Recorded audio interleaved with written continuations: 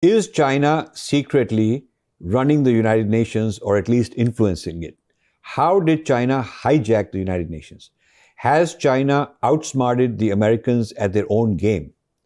What are some of the lessons India should learn? What can the United States do about it, or is it too late? These are some of the questions that I'm going to ask our esteemed guest, Mr. Rahul Sur, who is a very distinguished person with a tremendous track record.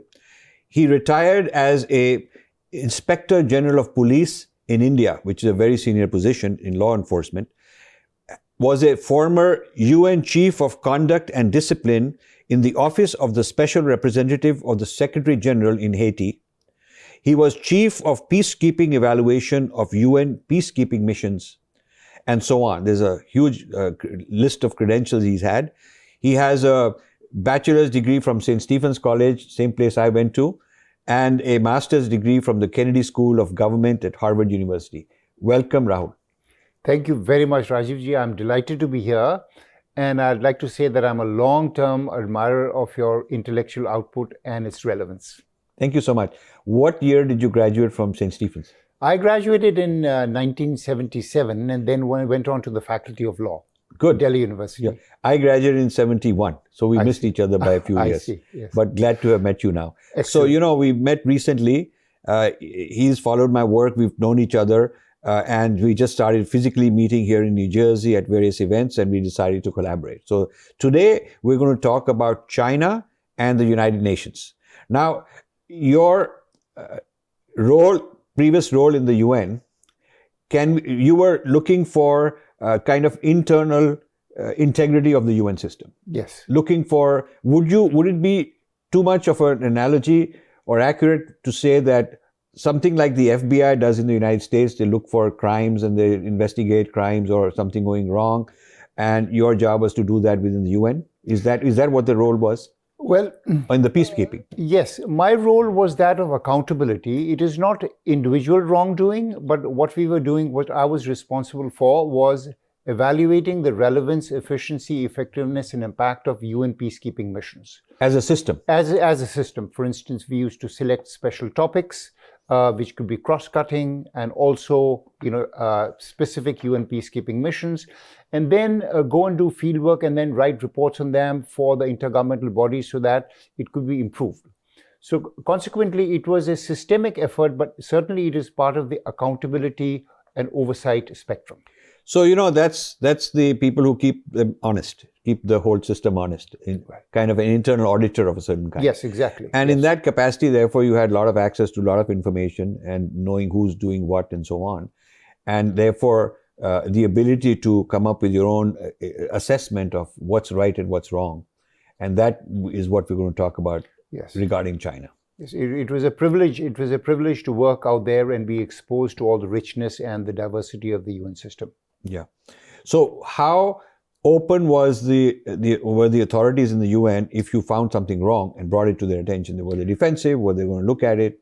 Well, you see, in my work, actually, there is the structure which requires all the UN departments to cooperate with the Office of Internal Oversight Services. And, they invariably did that. Sometimes, of course, there were people who were not as willing as others because, things may not have been that convenient for them. But at the same time, they were required to cooperate with us, to give us all the documents and to have interviews with us. So I would say that in most of the cases, we had a good working relationship with UN departments. But of course, there are always hiccups. Sure. Yes. So now to talk about China and the UN, there are two phrases, two terms which are very, very important. One is Sustainable Development Goals, which is a UN initiative to make the world a better place in essence. And there are 17 goals. Then the other thing is the Belt and Road Initiative of China, which is the Chinese government. And the Chinese government, as we will explain to us, has hitched on to the Sustainability Development Goal as a way to get its influence and power all over the world. So maybe we need to explain to the public what is the SDGs, Sustainable Development Goals, and then what is Belt and Road Initiative and how are they related? Yes. So the Sustainable Development Goals, SDGs as they are known in the UN parlance, they are actually called the 2030 Agenda for Sustainable Development. And they were adopted unanimously by all member states in 2015, and they're supposed to run till 2030. All of them are highly laudable, no poverty, zero hunger, clean and sustainable energy, gender equality. So, of course, one can say that we are, very far from achieving them, but the intent behind them is very noble. Now, what we need to understand about the Sustainable Development Goals is their importance to the UN system. Because they are supposed to help member countries, the United Nations system as a whole and United Nations organizations individually are committed to pushing them, to supporting them so that countries can progress. And consequently, from their point of view, if you have a look at their objectives, budgets and work plans, they are deep within United Nations organizations. You will find them reflected in the statements of leaders. So the UN system is fully behind that. Now, to tell you a little bit about the Belt and Road Initiative and how these two are linked. The Belt and Road Initiative is a Chinese infrastructure initiative, and it has a worldwide scope. And in fact, it was earlier known as the One Belt, One Road, and now the name has been changed. It has two parts of slightly confusing names. The first is the Belt. And the Belt actually stands for overland corridors for train transportation all the way from landlocked Central Asia, along the historic Silk trade routes. And the other one is a road which refers to shipping lanes. Now, these start from the Indo-Pacific area and go to Southeast Asia, South Asia, and the Middle East and Africa. And they are the biggest project anywhere built. Nothing as big as them has been built anywhere, and I call them an exercise in Chinese gigantism. Now, what's the link between them? The link is that both of them are development initiatives. And the Chinese contention is that if you join the Belt and Road Initiative, you will progress faster towards the Sustainable Development Goals. That is the Chinese selling line. That is their sales pitch. So basically what they're saying is we are the vehicle to implement the UN goal. Yes. And so the UN should support us, and all you poor countries in Africa, here, there, wherever, you should jump on our bandwagon, because on your own, this vision of United Nations, you're not going to be able to achieve. You need us. That's sort of their goal. Well, they haven't said the United Nations cannot achieve it on its own, but at the same time, they're saying this is going to be a big help to you in achieving the Sustainable Development Goals. And consequently, you have statements from, and we can go into those statements by the United Nations leaders, what the Chinese say themselves. So, but the link is yes, it is a vehicle for faster achievement of the Sustainable Development Goals. So far, it looks like it's something noble. I mean, if somebody comes and says, hey, I'll help you achieve your goals, on the face of it, it looks like they're doing a good job. So what should we be concerned about in terms of, is it that China becomes too powerful? Is it that it's a sham and they're not really achieving those goals? Are they making them captives? Are they colonizing them? What is China up to under the garb of helping develop them sustainably? Right. So to answer this question, I think we have to look at what the Chinese say is the objective of the Belt and Road Initiative. Good, right? Yeah. And they say their objective is regional connectivity, enhanced flow of economic factors, more efficient allocation of resources. And a big thing is regional connectivity, in which they say they want to have a tight integration of markets of Asia, Europe, and Africa. And they also have principles, pillars. They have 5 pillars in which they say policy coordination is the first one, regional connectivity, uninterrupted trade, financial integration, and people-to-people contacts. So this is what the official Chinese position is on the objectives and the pillars of the Belt and Road Initiative. So I want to ask a question. So it's like somebody wants to build a highway through my town and all that is very good. But if they own the highway, then they control it. ultimately. Yes. If somebody wants to build an internet highway or a physical highway or rail system or any kind of connectivity, the question also becomes who owns it.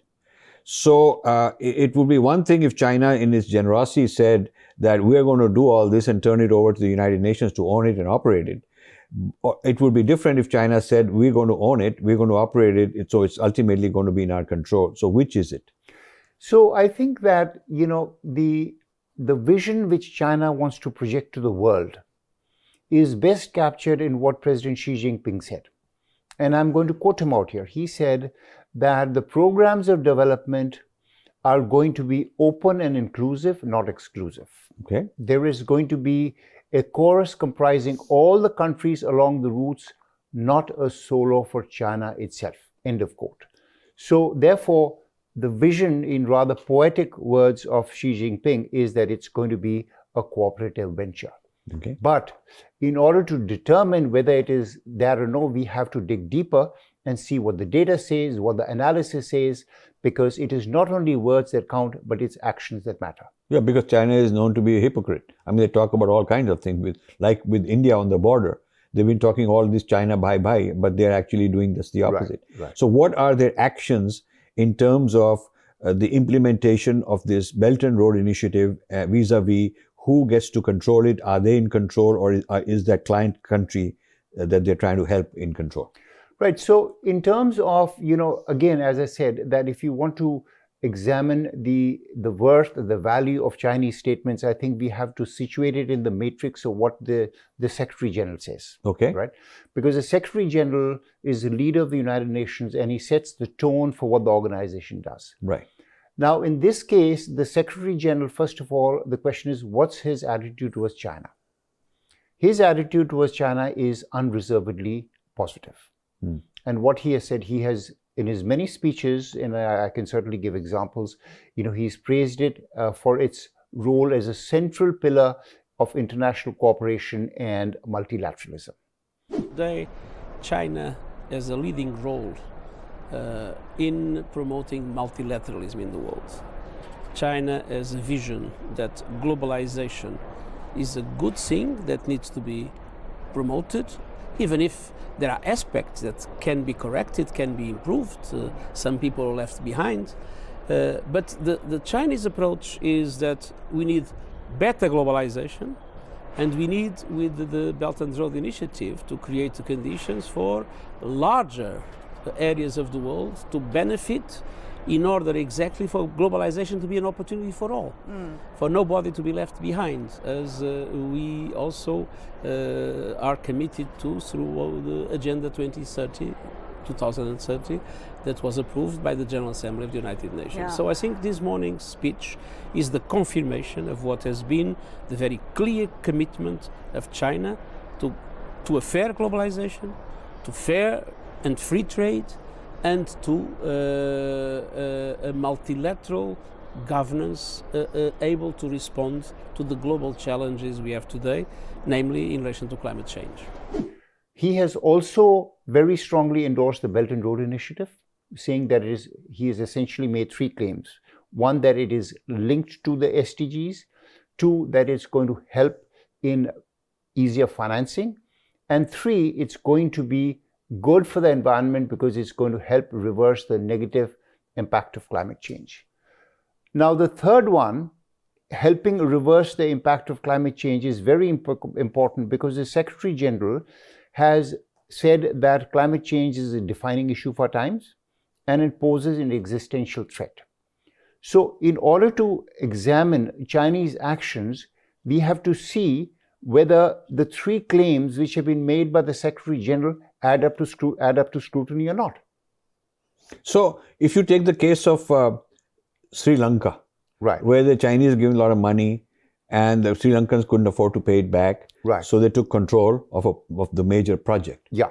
And you look at the example of Pakistan. Yeah. Pakistan cannot, China is known for giving you a huge amount of loans to do this development, and then you can't pay it back, and then Right. they take control. So in a sense, you could also say the practical examples show that Chinese are acting like in imperial power, taking control over your territory in the name of development. I mean, even the British came and said that we want to civilize you. I mean, that was a certain kind of development. Yeah. So are the Chinese, in fact, a subtle, sophisticated form of colonialism, not using armies to invade, but using money, development, lure of development, bribes, sophisticated legal contracts, all of that to get these poor countries under their control? Yes. So again, let's have a look at the actions. And let's have a look at what the reports say. The World Bank, for instance, has said that the level of finance which is required for some BRI projects can be unsustainable for some countries. And there have been studies, for instance, by the Center of Global Development. They said for 15 countries, there is a risk that they can be in debt distress. And they specifically highlighted 8 countries. For instance, there is Djibouti. In Asia, there is Kyrgyzstan. That is where is a naval base. Djibouti. China has a military base there. China has we'll come to that. China has a naval base, the first naval base overseas in Djibouti. The countries which are at risk of, debt distress are in Central Asia. There is Kyrgyzstan, there's Tajikistan, and there is Mongolia. In Asia, there is Maldives, Laos, and Pakistan. And in Europe, there is Montenegro. And Sri Lanka. And Sri Lanka, right now, Sri Lanka, in fact, is a particular case. The whole world knows what happened. That they defaulted on the international debt. The Chinese made a series of, demands. And the result is that the port of Hambantota now has a 99-year lease, which is now under the Chinese. Consequently, they have lost control of that territory. So can we say that they are indirectly ending up owning territory without physically conquering it? So it's all like you rent your country to me kind of a thing. I'll give you the money, but I'm saying I'm developing you and I'm charging you this interest, and these are all interest-bearing loans. And there are terms, and you have to pay, otherwise there are consequences. And the deal is set up such that you're not going to be able to pay. So then I have a gun on your head and I'm going to squeeze you, and you're going to get further and further in debt. It's the old, the money lender in a village extorting out of people in their misery, and they'll never get out of debt, and they become slaves. So you could also, can you argue, if somebody wants to be critical of it, can they argue that the BRI initiative is a path to slavery? Well, let's look at what exactly impact it has had. As I said, we know what happened to Sri Lanka. Djibouti, which has a naval base, the first Chinese naval base, has suspended repayments of Chinese debt in December 2022. Pakistan is in a very unhappy situation. The World Bank, the IMF has said that they owe 30% of their debts to China. And in fact, now we are entering February, they have $2 billion which they have to repay back to the Chinese in the month of March. And they don't have the money. So therefore, and these are not the only countries. For instance, if you go to Tajikistan owes 60% of its foreign debt to China. See, these are all militarily significant locations. Sri Lanka is on the tip of India, southern tip. It's a very strategic thing for China to have a 99-year lease, and they make a base there. Djibouti in Africa is right at the mouth of the whole, the whole Middle East issue, thing, not far from India. And then Pakistan, of course, is a problem for India. And then this Tajikistan and various Central Asian countries. These are all very well thought out strategic locations into which they have gone in the name of development, helping the United Nations carry out its mission. So China is like the typical money lender who, their money lenders are notorious in villages, in all kinds of places that end up as extortionists. So they lend you the money when you are in need, but you cannot pay it back. Then you get into this death trap, and they end up controlling you, almost become like a slave. And in some cases, you literally become a slave. So they're doing this to countries in sensitive areas, whether it is Sri Lanka, strategically located near India, Maldives, whether it is Djibouti, which is on Horn of Africa, very close to the whole oil region, whether it is Pakistan, of course, whether it is the Central Asian countries. So they have picked good locations where the Chinese control would be very valuable for them and very harmful to other countries like India and so forth. And they have used this development and lending money, all of that as a way to get in rather than sending an army. And this needs to be discussed as a form of colonialism, I would say. I would think that this should be talked about all the time. Everywhere this should be talked about, and rather than the UN praising it because they are claiming to be supporting the UN goals, they should also talk about what about lack of freedom. And China is not a democracy. China is not even accountable to its own citizens. Forget about being transparent and accountable to other countries. They are not even accountable to their own citizens. Right. So a military dictatorship with a horrible record of human rights now projecting itself to other countries and making them colonies through money. This is pretty serious, I would say. Yeah. As I said, the track record of Chinese in lending to countries which are very poor and has had quite negative consequences. Tajikistan, for instance, if you go to the capital, there are signs all over saying assistance from China for a common future. Now, this is, of course, rubbing the generosity in their faces. Kyrgyzstan is also trying to, look around for other sources of debt. The result is that China, in fact, in these countries is now physically located inside. Earlier, for instance, you had the objective of wars. What was it? It was to physically capture territory. What was the result of, what was the objective of colonization? To get territory. But in this case, you have Chinese projects which are strongly endorsed by the United Nations, which are inside a country, and consequently, it must raise concerns for national sovereignty because they are the ones who give the money.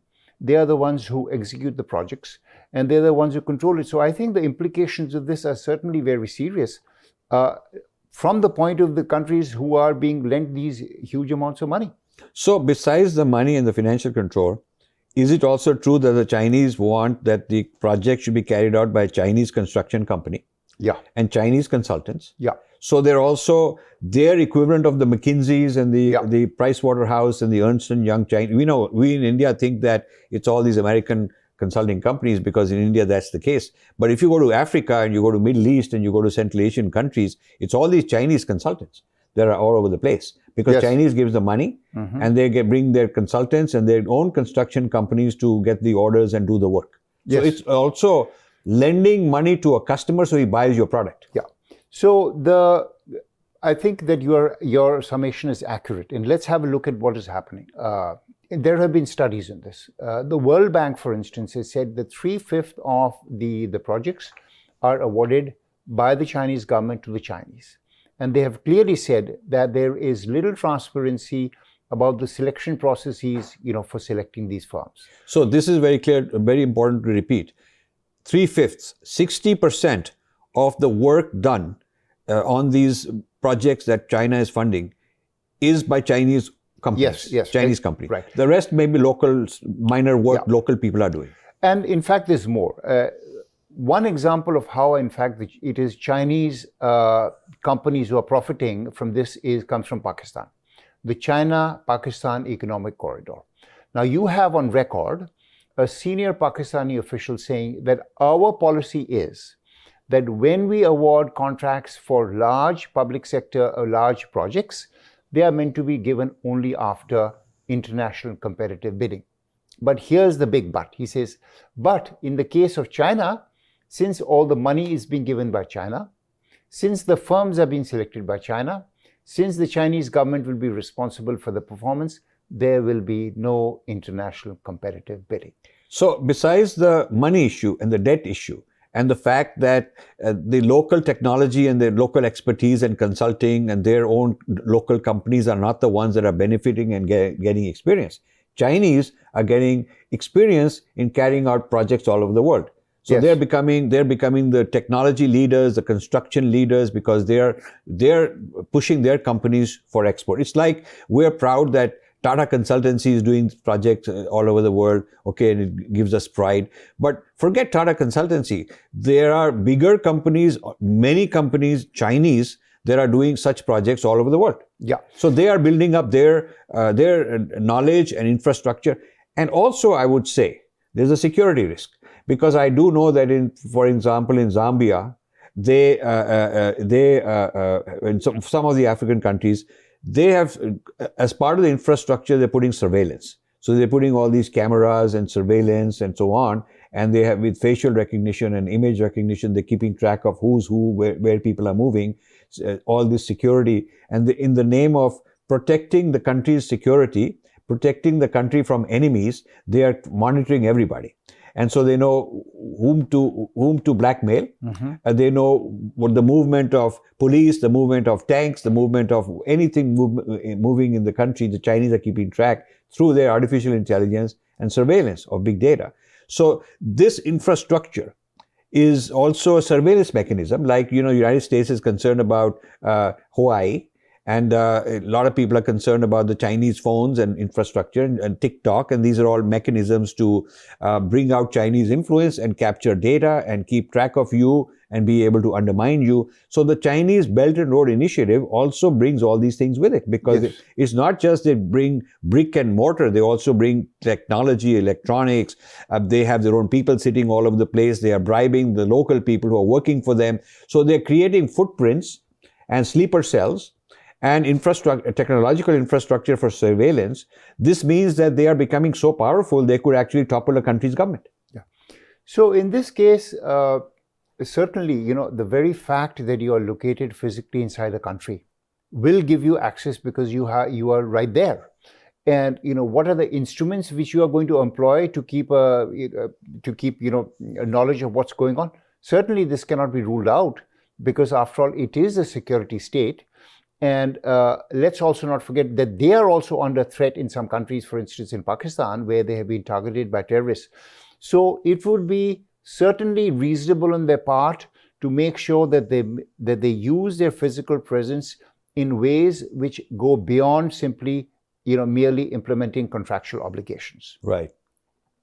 And in terms of, again, coming back to the point of, you know, who is benefiting from this, European firms, and studies have shown, they said European firms are getting, quote, crumbs from the table.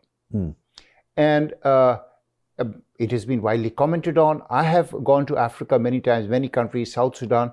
There is an incredible amount of physical construction which is being done by the Chinese, you know, construction companies. And consequently, they have unparalleled physical access, you know, to these places, which is certainly going to have, you know, security implications. So, some countries have value to China because their geography. So, Pakistan is a good access to the warm water through Pakistan. Central Asia countries, because of a lot of oil there. And Africa has natural resources. Yeah. Africa is very rich in minerals. Some of those minerals, Africa has got the maximum. So you go and help a country with development, give them money, put your own infrastructure, plant your own favorable people, not only in the United Nations, but in all these countries. And then you have access to those minerals like nobody else. So if you look at some of the rare things like lithium, China has got more than 50% lithium market of the world, not because it's all found in China, but because they've bought off the mines in various places. Chinese are really ahead of the Americans in terms of figuring out what are the minerals that are rare, what are the natural resources that the world will need, and going to these countries and buying them off. Yeah. And sometimes buying them off in a corrupt way, because you bribe the leaders, and they sell it to you. So they buy these long-term leases, 99-year leases. So I think what's going on is China is becoming like umpteen times bigger than the East India Company in terms of running the world, or a huge empire, while using the United Nations as a vehicle to do the selling for them. The UN goes around marketing that China is doing a good job. So can we say that, now let's talk about, okay, so if this is the strategic link between the strategic development, the sustainable development goals of the UN and the Belt and Road Initiative of Chinese, right? Then can we now talk about how have the Chinese infiltrated and brought influence into the UN machinery itself? Right. So, as I said, we have to start with the pronouncements of the Secretary General. Okay. Which he has endorsed the Belt and Road Initiative in three important things. One, that it's going to be help countries in faster progress towards the SDGs. Two, it's going to be, you know, easier to get for them to get loans. And three, it's going to have a positive impact on, you know, reversing the impact of, you know, climate change. In addition to that, in addition to the Secretary General, we also have statements by the Deputy Secretary General. She is a lady, Miss Amina Mohammed, and she has also strongly endorsed the Belt and Road Initiative. And I think I'm almost quoting her. She says, that this is an opportunity for not only for us to silence our guns, but also to use Africa's resources, human, for this continent. This statement is really not borne out by the data because, as you pointed out, the nature of economic interaction between Africa and other countries has been one of resource extraction. They go out there, they extract primary materials, they take them outside with no value addition in Africa. This continued till today with the Belt and Road Initiative. They have massive investments in mines, oils, and I can tell you, some of the stories which I've been getting from my African colleagues in terms of the illegal gold mining in various countries, including Ghana. Now, in this case, in addition to the support which is given by the leadership, there is also the structural support. Where is this coming from? The structural support to the BRI is coming from a UN structural support. Correct. The UN structural support is coming from the Department of Economic and Social Affairs. In the UN. In the UN. This is called DESA, right? Now, what is interesting about DESA, Department of Economic and Social Affairs, is that it has had Chinese leadership since 2007. 4 successive undersecretary generals have been Chinese nationals. Now, why is this important? This is important because in UN departments wherein there is a change of leadership, the successor is never from the same country. For example, the reason is very simple, that the United Nations is an international civil service and that no country has a monopoly on the senior leadership. Otherwise, they'll be biased. Otherwise, they'll be biased. But this is, of course, we know that France controls peacekeeping, but that is jokingly called French occupied territory. But apart from that, this is a rare exception in which one department, the department dealing with development, has been monopolized by the Chinese. For 4 leaders in a row. For 4 leaders. Now the question is why? Because it's linked to the Belt and Road Initiative. It is linked to the Belt and Road Initiative. So once it is under Chinese control, then we see various things happen. What happens? Number 1, you will have political statements which are made by these undersecretary generals saying the Belt and Road Initiative will lead to better globalization, which is more inclusive, equitable, and sustainable. They will have programs such as building the Belt and Road Initiative towards the Sustainable Development Goals. It's not only the undersecretary generals. You have directors who are Chinese directors who will give an interview to a Chinese newspaper quoting their own research about how wonderful the Belt and Road Initiative is. And in addition to that, you also have, I have been told by insiders that there is an influx of Chinese nationals who support these top leaders and who they say are not qualified from the technical point of view. So therefore, the support of the United Nations is coming from the Secretary General, the Deputy Secretary General, and the Department of Economics and Social Affairs, and also from the United Nations Development Program, which is based in China. They also give, very uncritical remarks and praising China, lavishly in terms of what the Belt and Road Initiative has done.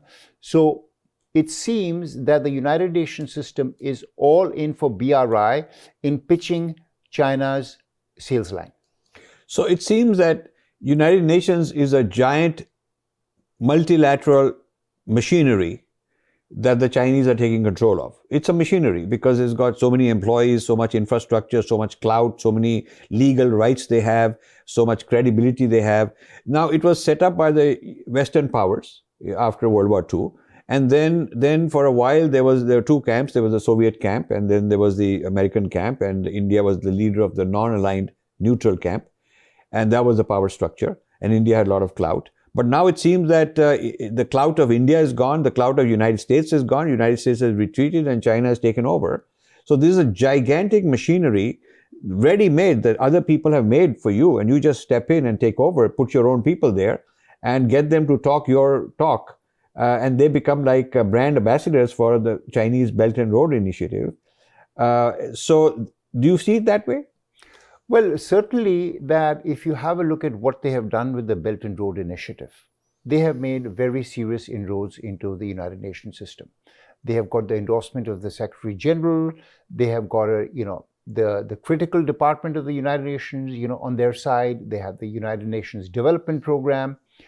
And I'd also like to say that this has happened despite the fact that other parts of the UN system have been sounding alarms about the nature of the Belt and Road Initiative. And let me give you, some examples, both externally and internally. For instance, the World Wildlife Fund, the Secretary General has given an environmental clean chit to the Belt and Road Initiative. But the World Wildlife Fund, they did what they call an initial rapid spatial assessment, in which their methodology was that they overlay the proposed BRI routes over environmentally sensitive areas. And what they found was that they overlap with 265 threatened species and 1,739 key biodiversity hotspots. Now, in this case, mind you, they were using something called the Red List, which is issued by the International Union for Conservation of Nature, which is the world's most comprehensive resource on threatened species. And they said that, if the Belt and Road Initiative locks countries into unsustainable infrastructure, technology, and resource extraction, it is going to have long-term negative environmental consequences and impact the ability of countries to achieve the 2030 Sustainable Development Targets. Now, this is from outside. Again, I'm trying to juxtapose the support which the United Nations system is giving to the Belt and Road Initiative as a concept and the messages which are coming in terms of its environmental footprint. This is not only, external agencies, it is also the United Nations Environmental Program. Very interesting. Yes, environment. They have said that it is something which can, as I said, it can be impacting their ability to attain the Sustainable Development Goals. You have the regional office in Bangkok, the Economic and Social Commission for Asia and the Pacific, and they have identified. They said our studies have identified a host of challenges with that, which include environmental degradation, displacement of marginalized local populations, local corruption, low level of participation by local agencies. So all this has been coming in terms of warnings. The red lights are warning from within the United Nations system. It's not only the United Nations system, it's also the World Bank. The World Bank, for instance, has talked about, corruption risks. It's talked about, stranded infrastructure, environmental risks, and has called upon China and other countries that, look, you've got to really improve all these aspects which are problematic. So again, we have to juxtapose the support which is being given by the United Nations despite this welter of studies which should make people pause in terms of the real nature of this Belt and Road Initiative. So just to summarize, what Rahul is saying is that there is so much evidence from independent entities, from the World Wildlife Fund, UN's own reports, World Bank's own reports, that the Chinese initiative is harming the environment, is contrary to the best interests of the environment, while the United Nations officially from the top level is saying that it is good for the environment. So they're really sold out in a sense. I mean, one cannot accuse them without evidence, but it seems that they have a vested interest. They somehow they've bought into the Chinese story. When all the evidence says that there is harm, they are still promoting it. So there's something strange. Yeah. And it has also been pointed out, some critics have even been more severe. And they pointed out that the World Bank has said that road construction is the leading proximate cause of habitat destruction. And they had a wonderful study, and I read that, and they said roads which were built during Roman times, they still have implications today. One assessment which was done, they said, this is going to use more concrete than has been used in all other existing infrastructure projects till now. As I said, I consider it an exercise in Chinese gigantism. And they also pointed out that concrete is one of the most inefficient and expensive and environmentally unfriendly materials to produce. Why? Because it requires lime. And lime requires to be baked at very high temperature. And baking lime at very high temperature is a very energy resource investment. So consequently, you have all these things, and it is a commonsensical thing.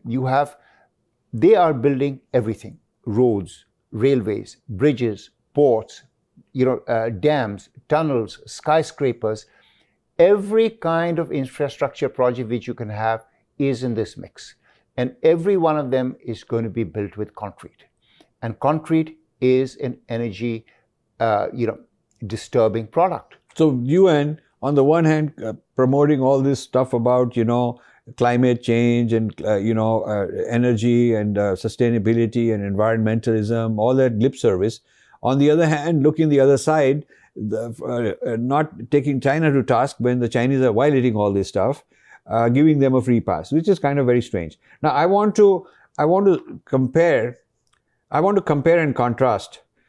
First of all, the Chinese Belt and Road initiative with the Roman system of roads. The Romans built the most amazing network of roads, which was used to control the empire because they could move their garrisons. In those days, it was not electronic or with airplanes, it was walking. But they were the only ones who could move a whole garrison from one place to another overnight. They could move thousands of people overnight because they had these roads. And so the road network was a major reason that the Roman Empire could survive and keep control of faraway places. And now it seems like the modern 21st century version of that is the Belt and Road Initiative of China, because they'll be the owners and operators of all these connections here and there, and no other country is going to be able to take over. Chinese can kick them out. If they want to deplatform you, they can deplatform you because they are the ones who put the systems in place. If they want to decide that your ships won't come or your road things won't come or your internet traffic will be thrown out, they can do that because all this is very intelligent. These networks are very intelligent, super intelligent. Chinese know all this AI game very well. So they put in the controls to be able to first go in like good guys, put the stuff there, and then show the world that, hey, we control you. We're actually running the show because we are moving the transportation here and there. So talk about supply chain problems that we are having. All the supply chain problems that are affecting the world today, the world economy. Imagine in the future, Chinese will control the supply chain. They will control everything, the mining of material. It goes to different places, gets manufactured in all over the world, and then it's shipped here, then it's taken to customers. Whatever is going on it goes from Brazil to London to sold back to Kenya, all through infrastructure that they're going to control. So this is a huge thing. It's like really building the future of the world and controlling it. That's the new. So it's a new world order through control of infrastructure. You see, they're actually also running into problems. The Belt and Road Initiative, they have security problems in some areas like Pakistan. They have quality control problems. I think in Pakistan, they had to cancel something because, the tunnel which they had made had run into poor quality. But at the same time, we have to have a holistic picture of what exactly is being planned. Where do those routes connect? Now, for instance, in India, the allegation against the English was that they had built the railways essentially to extract material, take it to the ports, and finally take it to England, Yes. Right? So consequently, that was a resource extraction model. Right. Now, in this case, there is a bit of a subtlety. The Chinese are, of course, building roads, railroads, airports, etc., etc. Obviously, this will have some positive impact on the local countries because, Africa is very severely lacking in basic infrastructure. But the railways also helped. They did good things also. But at the same time, we have to see what is the essential nature of these. What are the Chinese after? Certainly, it is oil, for instance, from South Sudan. Certainly, it is rare earths. And we can have a quantification of exactly what they are taking out from there. And as I said, the principal pattern of trade between sub-Saharan Africa and the rest of the world is resource extraction from the continent and shipping to overseas. And I do not see any change in this essential pattern. So besides these kinds of resources, also agriculture, because Africa has got fertile land.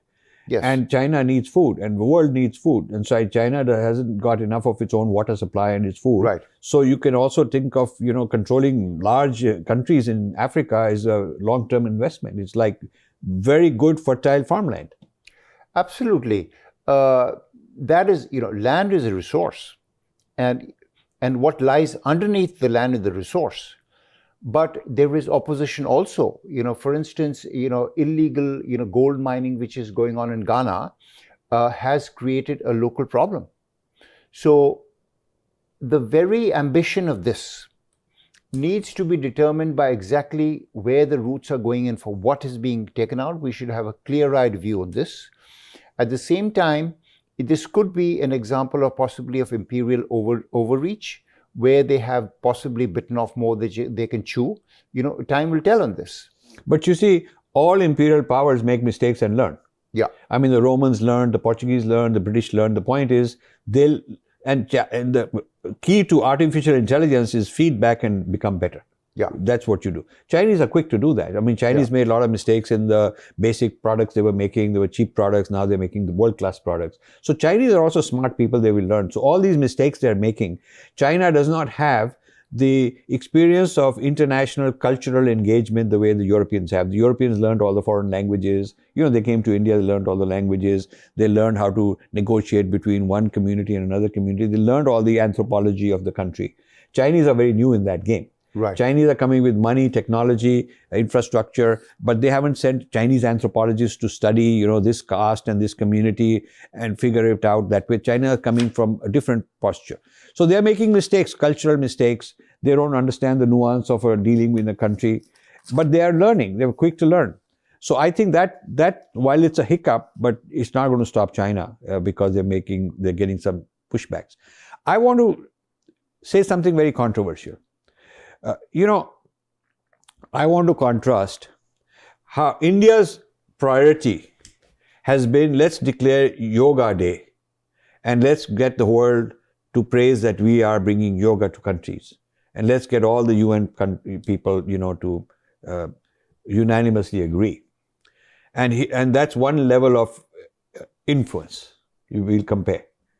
And we can say we are the founders of yoga and people practicing it all over the world, soft power, all of that we talked about. China is saying that we're not doing that. We're not into, that much of Chinese philosophy and culture and so on, although they are spreading Chinese medicine in a big way. And they are teaching Mandarin language in a big way. They are doing more of that than us spreading Indian languages. So they're doing that also, controlling the mind, influencing the mind. But what their focus is on is something very pragmatic. They're saying we will get 150 countries to buy into the Chinese, development. China is the development agency of the world, giving them money, giving them consultants, bringing their Chinese construction companies, putting up their infrastructure, operating the infrastructure, controlling the security, controlling the access, who has access to this infrastructure. So we are going to influence in that way. While India is very proud, we haven't done any of that, but we are very proud that we're going to bring yoga to the world. So our claim of success, which our people are very proud of, they keep talking how great we are compared to China because we brought yoga to the world. Well, China is not responding to that. They don't need to. They're saying, but we are going to run their roads. We're going to run their highways. We're going to run their telephone network. We're going to run all their media. We're going to control the access, the intelligence gathering. You can go teach the yoga you want. So I think there's a contrast in our thinking, our mentality. We're very emotional and not very pragmatic. And what is our Ministry of External Affairs doing in terms of why have they failed to do this analysis that you and I are doing? Yeah. Okay, and if yoga is soft power, and I don't want to go off topic, but I'll just say this much: if yoga is soft power, then where is the power that we get out of it? If it is cultural export, that's okay. Tourism, cultural export, you sell Indian cuisine, music, Bollywood, that's cultural influence of some kind. But don't call it power unless you actually use it to control the power of that country. I would call yoga as soft power if the parliament, because they're practicing yoga, are going to pass a resolution in your favor and give you access privileged access for military or for trade or for something. I would consider yoga as successful soft power in the United States if the US Congress and the US Senate would not be having any of these things against India, and the US media would stop being against India, and the US the BBC in Britain would stop all this anti-India stuff because they're all practicing yoga. If you could say that, look, the expansion of yoga in London has resulted in BBC being very full of pro-India and they're no longer going to criticize India, then I would say it's soft power. Otherwise, if you haven't turned the yoga into power, then it's not soft power. Yeah. It's something else. So I want to see if what's your understanding of, is there a false idea of soft power through things like yoga? I'm actually really fond of yoga. And I've been, long before Modi, I was talking about the importance of controlling the narrative of yoga, controlling the standard of yoga and meditation and mind sciences. I'm really big on that. I'm writing on that. I'm researching on that. But don't mix it with the same level of power as China is doing, which is very pragmatic power. Yeah. What do you say? So I think these are very thought-provoking questions which you raise. And the way I want to think about it is as follows. The first is that these are not mutually contradictory concepts. Yes. Right? Yoga is something which has benefited the world. And, if we can extend our soft power with that, then well and good. But at the same time, one is not a substitute for the other. Right. So what does one have to do if you look at the scenario? So focusing on the United Nations and China and the Belt and Road Initiative, what does one have to do in order to, exercise hard power? And the way I would go about it, if I was advising the foreign minister of India, is that the first thing is to have a one-on-one conversation with the Secretary General and politely inform him that his messaging on the Belt and Road Initiative and his completely positive endorsement is contrary to what the United Nations system is doing, and ask him to rethink that. Should that be a public debate in the UN? That, as I said, my plan is a three-step graduated plan. So that's the first step, because we are now talking about power. We are now talking about the United States, which, although is a big funder of the United Nations, is kind of retreating away from that, and China is now making inroads out there. Next step for India could be to assemble a coalition of BRI skeptic countries, yes, including the United States, including Europe, and give the same message to the Secretary General that there is a delta between your messaging on the Belt and Road Initiative and the environmental impact which your agencies are telling you. But with one crucial added element. What's that? That a concert of democracies in the United Nations should carry more weight simply because democracy is a core UN value. I'm not saying this because I'm an Indian and I believe in democracy. Is it officially a core value of the United Nations? Yes, it is. Have they said it? It is. Because in the 17 things comprising the sustainability development goal, they have things like end hunger, bring education, all that stuff. But I don't see the word democracy. Yes. So in 2002, the former Commission for Human Rights defined democracy in a technical manner. And it's a core value of the United Nations, whether it wants to promote it actively or not for political reasons, but that's a separate matter. Amongst the elements is a universal adult secret ballot, multiplicity of parties, and an independent press. Now, these are not phenomena for which China is particularly well known around the world. And consequently, if this concept of democracies, which is led by India, gives that message to the Secretary General, that this positive messaging for BRI is not only wrong from the point of view of environment, but also because it goes contrary to the UN value of democracy, this is going to carry weight.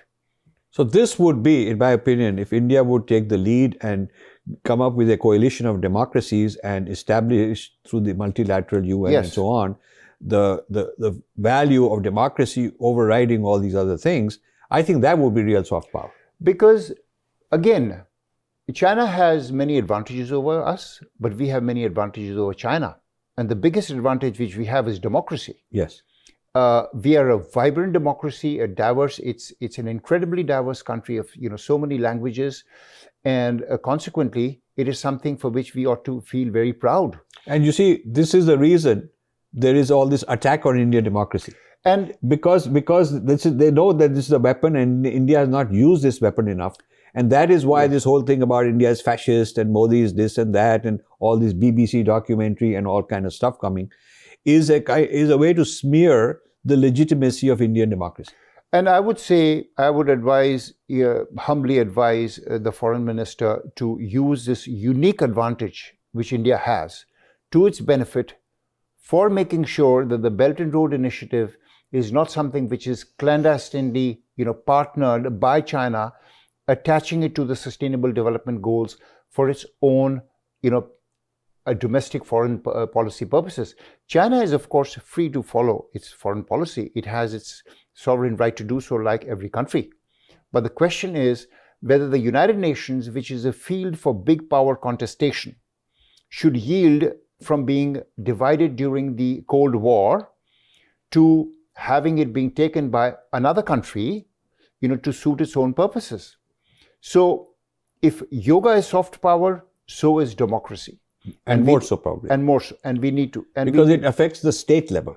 Yoga is individual. Right. And state, if you want government, if you want the nation state to be influenced, which is where power is, because most power is top down. Yoga is bottom up. It will have long-term power if people get transformed and they get enlightened, they'll think a certain way. But what's happened with yoga, and I'm going a bit off, is there's a Christian yoga, there's a secularization of yoga. So as we don't have a very good control over the dissemination of yoga. India has no control over it. Most yoga centers are not owned by Indians or Hindus or gurus in this country, or anywhere for that matter. So we are introducing this idea, and then it gets Christianized. There's a Jewish yoga, there's a Muslim yoga, there's medical yoga, all of that, which has nothing to do with our yoga.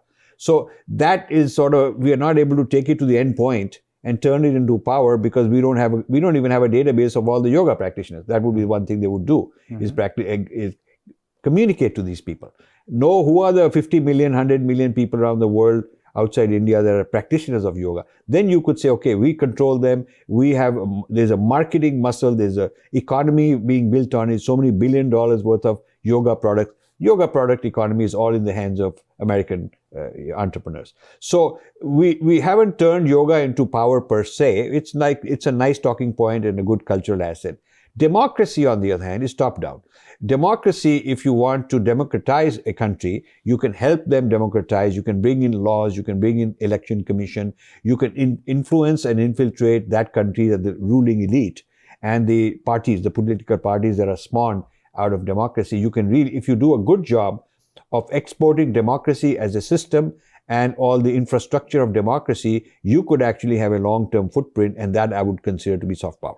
Well, talking about democracy and elections, I can tell you, Rajivji, that the United Nations has, technical advice for countries who would wish to conduct elections, right? And they have helped them out. Most of them are small countries. But at the same time, the UN has, strangely stopped talking about promoting democracy as a core value. Since the Chinese influence came. And this is the point which I am trying to emphasize, that we should not forget our core advantage. Very good. Right? We should not forget our core advantage. So again, we are not advocating democracy because we are Indians, although we believe in it, but at the same time because it is your value, it is a United Nations value. In addition to that, I think that when you come to the connection between the Belt and Road Initiative and what China has done to it, for the sake of accountability, if the quiet conversation between Mr. Jaishankar does not have its impact, and the conversation between the concert of democracies which the Secretary General does not have the impact, then I would suggest that India should propose a external independent study on the risks associated with the Belt and Road Initiative, including the environmental risks, the governance risk, and especially the risk related to national sovereignty, and ask for a discussion on this in the General Annual Assembly debate, which takes place in September every year when the United Nations, the whole traffic gets disturbed.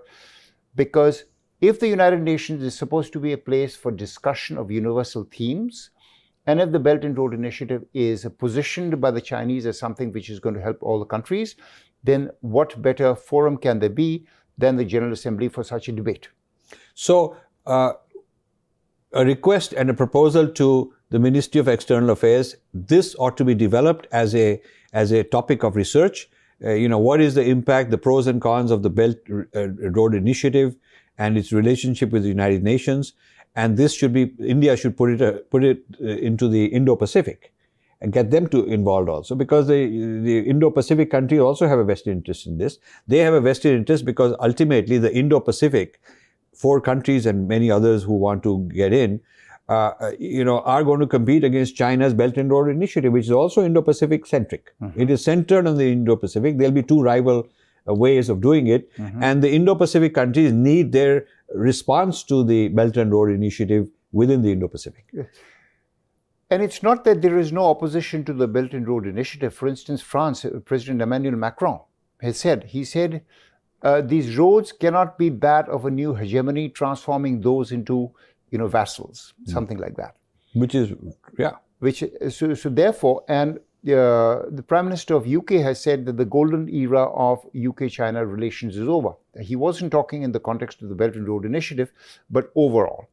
So in that sense, when the United Nations endorses this, from India's point of view, there are also security implications. The Chinese want to build a road in, Pakistan-occupied Kashmir, and the Secretary General, may be informed that his, unconditional endorsement of the Belt and Road Initiative, in fact, is exacerbating or is an existing dispute. Right. So does he want that? Right. So all these are questions that the Belt and Road Initiative raises. These are something which is even deeper than military involvement, because we're talking territory. We're talking about permanent physical presence in a country, backed by enormous financial resources of China, in which a country can find itself, helpless in the situation which it finds itself. It's also having an impact on China's rise in the UN in terms of how senior UN officials, talk about China, because they have a very sensitive political antenna. And there is some apprehension when talking about China because Koreans are involved. Mm-hmm. So if we are committed to free speech, if we are committed to democracy, if we are committed to an open discussion of ideas, I think that we as Indians and the United Nations as an organization which says that it believes in democracy as a core value ought to be very concerned. So Rahul, we've had a wonderful conversation, picking your brain as an expert in this, and I want the Indian government to take Rahul seriously, and we'll have many more conversations. But to close, what would be your message to the UN Secretary General? My message to the Secretary General would be that, Mr. Secretary General, I served the United Nations for 23.5 years, and I was very proud and very happy to be given the opportunity to do so. At the same time, I am concerned about the trajectory and relevance and effectiveness of this organization. While, of course, you may think that it is doing great work, that is not a universally shared view.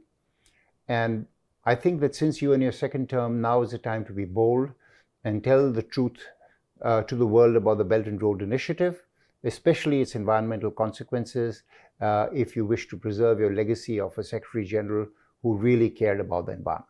Thank you. So let's hope the Secretary General of the United Nations comes out clean, and let's hope that the Indian government takes note of this as an opportunity, and let's hope the United States helps out in this kind of an opportunity to counterbalance China. Thank you very much. Namaste.